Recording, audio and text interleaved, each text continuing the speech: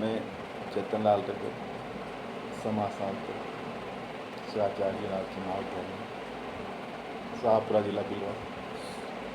मैं आज आपको समाजशास्त्र के उद्भव के बारे में चर्चा करूँगा। जैसा कि हम जानते हैं कि सन 1838 में ऑगस्ट काम्टे ने समाजशास्त्र को एक प्रस्तावित विज्ञान के रूप में सोशियोलॉजी नाम दिया था, जो दो शब्दों से मिलकर बना था, लैटिन के सोशियस और लोगस शब्द जो ग्रीक भाषा का था, दोनों के योग से समाजशास्त्र शब्द का नामकरण हुआ, जिसे हिंदी में समाजशास्त्र कहा गया। 19वीं शताब्दी में समाजशास्त्र के विकास में ऑगस्ट काम्टे के अलावा कार्ल मार्क्स, हर्बर्ट स्पेंसर का भी महत्वपूर्ण योगदान है।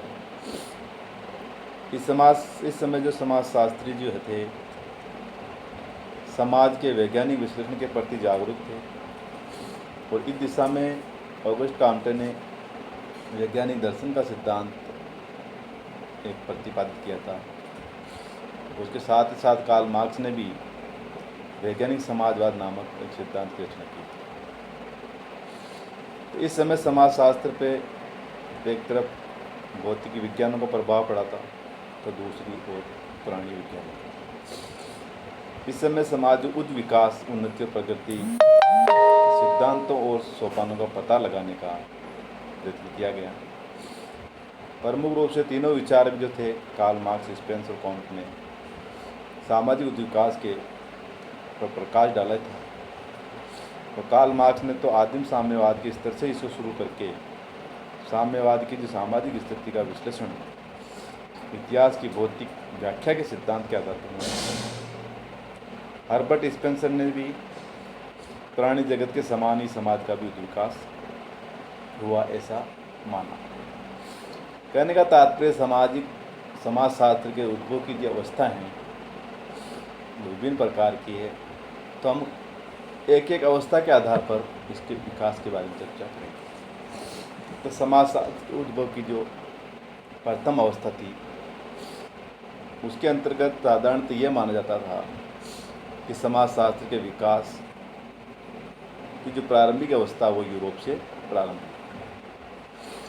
परंतु कुछ इंडियन जो थिंकर्स थे, उनकी ये मान्यता थी कि समाज जीवन से संबंधित जो अनेक महत्वपूर्ण बातें वेदों, उपनिषदों, पुराणों, महाकाव्यों, स्मृतियों आदि से मिलती है। तो ये प्रचलित वर्णाश्रम व्यवस्था इस बात का स्पष्ट प्रमाण है कि भारतीय चिंतकों ने समाज और जीवन की एक व्यापक व्यवस्था का विकास पाश्चात्य विज्ञानों के इस दिशा में चिंतन के बहुत पहले ही कर लिया था। लेकिन वहाँ हमें इतना अवश्य ध्यान में रखना होगा कि भारतीय विद्वानों के सामाजिक संबंधी जो विचार हैं, धर्म, राजनीति और आर्य से काफ़ी प्रभावित है। पश्चिमी समाजों में समाज संबंधी अध्ययनों का प्रारंभिक यूनानी विचारकों से हुआ था। इसमें प्लेटो भी थे, अरिस्टो के रचनाएं भी इस दिशा में प्रमुख इतिहासविद थे। प्लेटो ने तो अपनी पुस्तक रिपब्लिक में लिखा था। अरिस्टो ने एथिक्स एंड पॉलिटिक्स में समाज जीवन से संबंधित विभिन्न समस्याओं और घटनाओं का व्यवस्थित उन्होंने विवरण दिया था।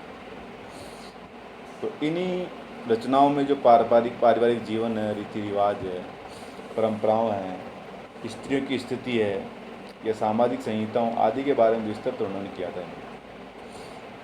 इन विद्वानों के विचारों में स्पष्टता का अवश्य अभाव था, और ये एक और समाज, समुदाय, राज्य में और दूसरे दर्शन और विज्ञान में स्पष्ट भेद नहीं करता, क्योंकि उस समय समाज में धर्म और जादू टोने का विशेष बोलबाला था। इसी कारण उस समय सामाजिक घटनाओं का अध्ययन जो है प्रमुख वैज्ञानिक दृष्टि से नहीं किया जा सकता। तो कहने का तात्पर्य प्रथम अवस्था के अंतर्गत जो है यूरोप से हुई थी, और दार्शनिकों ने भी इसको विचार किया था। दूसरी second stage of the emerging of sociology, अर्थात समाजशास्त्र के उद्भव की जो दूसरी अवस्था है, द्वितीय अवस्था से हम कहते हैं, वो अवस्था मानी गई है 6वीं शताब्दी से 14वीं शताब्दी तक का कार्य जो है वो इस विकास की सेकेंड स्टेज है। इस पीरियड में काफ़ी लंबे समय तक सामाजिक समस्याओं को समझने के लिए धर्म का और दर्शन का सहारा लिया जाता था।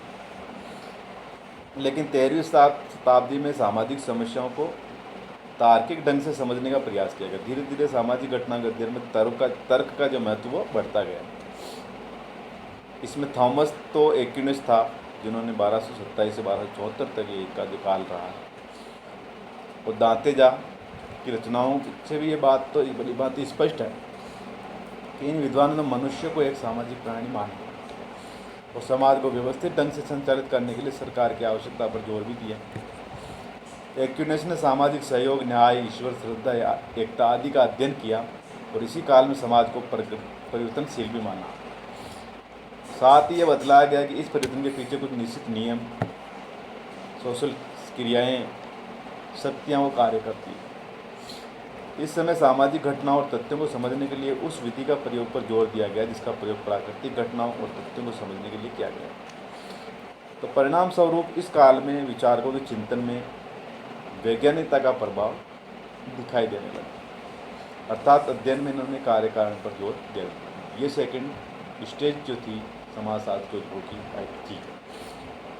उसके बाद थर्ड स्टेज आई समाजशास्त्र के उद्भव की, जो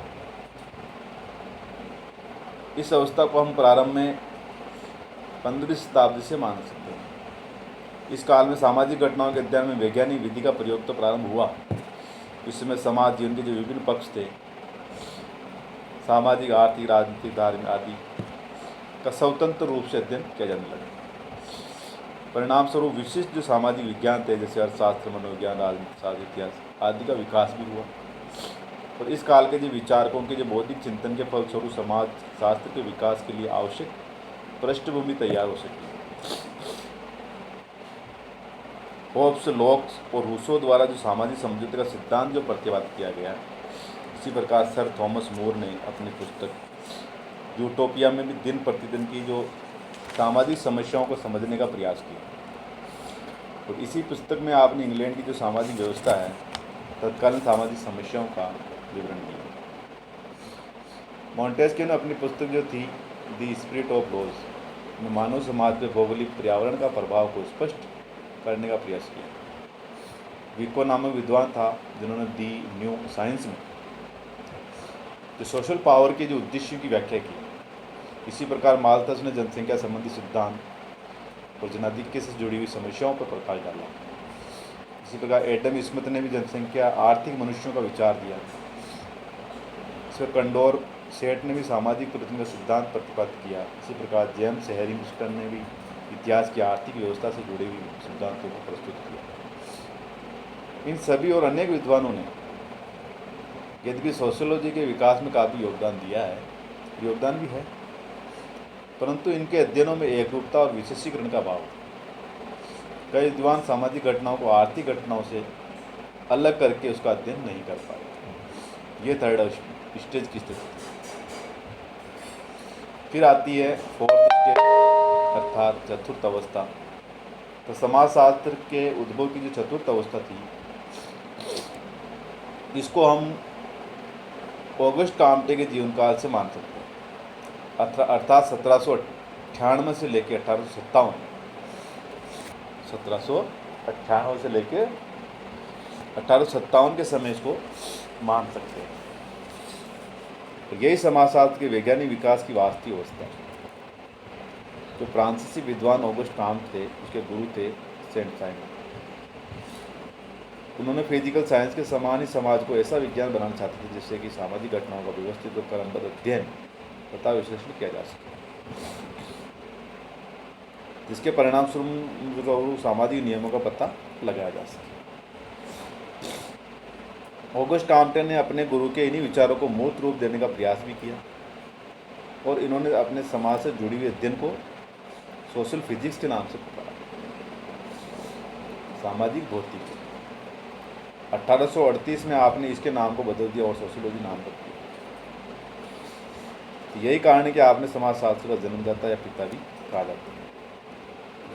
तो फादर ऑफ द सोशियोलॉजी किसको कहा जाता है? Auguste Comte. और समाजशास्त्र रूपी विशाल भवन का आधार जो है वो ऑगस्ट काम का चिंतनीय है। इन्होंने ही सर्वप्रथम सामाजिक दर्शन और समाजशास्त्र में अंतर स्पष्ट किया। उन्होंने समाजशास्त्र प्रणाली का विकास भी किया। स्पष्ट बताया कि प्राकृतिक घटनाओं के समान सामाजिक घटनाओं का भी वैश्विक तरीके से प्रत्यक्ष विधि की सहायता से अध्ययन किया जा सकता है। 1849 में जॉन स्टुअर्ट मिल ने इंग्लैंड को समाजशास्त्र शब्द से परिचित कराया। बाद में प्रसिद्ध जो ब्रिटिश समाजशास्त्री हुए थे हर्बर्ट स्पेंसर ने सोशियोलॉजी के विकास में सक्रिय योग किया और इनकी रचना थी सिंथेटिक फिलोसॉफी का एक पार्ट था प्रिंसिपल ऑफ सोशियोलॉजी में कौम के विचारों को मूर्त रूप देने का प्रयास किया। इन्होंने अपनी प्रसिद्ध साहवी सिद्धांत में समाज की तुलना मानव से की। तो सर्वप्रथम अमेरिका के जो येल विश्वविद्यालय में सोशियोलॉजी को एक अध्ययन अध्यापन के कार्य के रूप में स्टार्ट किया। तो सबसे पहले अमेरिका के जो येल विश्वविद्यालय में इसको पढ़ाया जाता है। समाजशास्त्र को अन्य समाज विज्ञानों से पृथक एवं स्वतंत्र विज्ञान बनाने का जो श्रेय है वो फ्रांसीसी विद्वान था इमानुएल दुर्खेम को जाता है। इन्होंने समाजशास्त्र को सामूहिक प्रतिनिधानों का विज्ञान माना। एडवर्ड ने भी बताया कि यद्यपि कॉम्पटन ने फ्रांस में समाजशास्त्र की नींव रखी, लेकिन इसे वैश्विक विज्ञान बनाने वाली विचारधारा का जनक तो दुर्खेम को ही माना जाता है। आपने इस समाजशास्त्र को अन्य सामाजिक विज्ञानों जैसे साइकोलॉजी, दर्शनशास्त्र, इतिहास से अलग किया, स्वतंत्र किया। एक जर्मन समाजशास्त्री हुए थे मैक्स वेबर।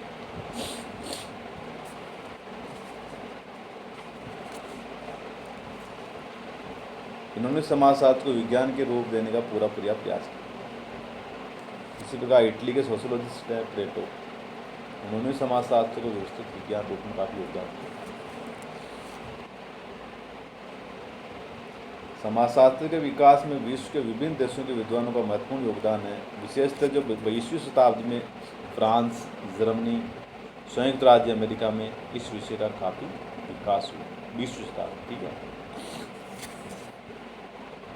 इंग्लैंड में इसके विकास की गति थोड़ी धीमी रही।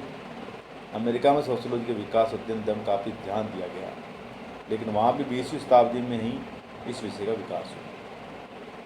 यह इस बात से स्पष्ट है कि हार्वर्ड जैसे प्रसिद्ध विश्वविद्यालय में 1930 तक समाजशास्त्र के अध्ययन अध्यापन की कोई व्यवस्था नहीं थी। तो समाजशास्त्र के विकास में इंग्लैंड के जो हर्बर्ट स्पेंसर है, मिल्स है, चार्ल्स बूथ है, होब हाउस है, वेस्टरमार्क है, विंसबर्ग, ये सब उल्लेखनीय इंग्लैंड के थे। उन्होंने इंग्लैंड में सोशियोलॉजी के विकास की दृष्टि से सराहनीय कार्य किया। 1907 में समाजशास्त्र के अध्ययन कार्य का प्रारंभ किया। वहाँ फ्रांस के देखे जाए तो फ्रांस में दुर्खेम, टार्डे, लिपले आदि ने समाजशास्त्र विकास दृष्टि सराहनीय कार्य किया। फ्रांस में 1889 में सोशियोलॉजी का अध्ययन अध्यापन प्रारंभ किया। जर्मनी में 19वीं शताब्दी के अंतिम वर्षों में और 20वीं शताब्दी के प्रारंभिक वर्षों में सोशियोलॉजी का जो विकास करने का कार्य है उसमें टोनीज, वॉन विग, मैक्स वेबर था, कार्ल मार्क्स थे, वीरकांत सिमेल आदि विद्वान थे। अमेरिका में सोशियोलॉजी का विकास भी हुआ। अमेरिका में गेंडिक्स है, रोजर है, रोस आदि ने दिशा विशेष योगदान दिया।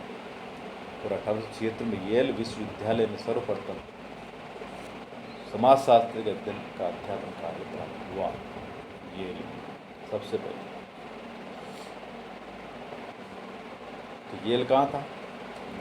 अमेरिका।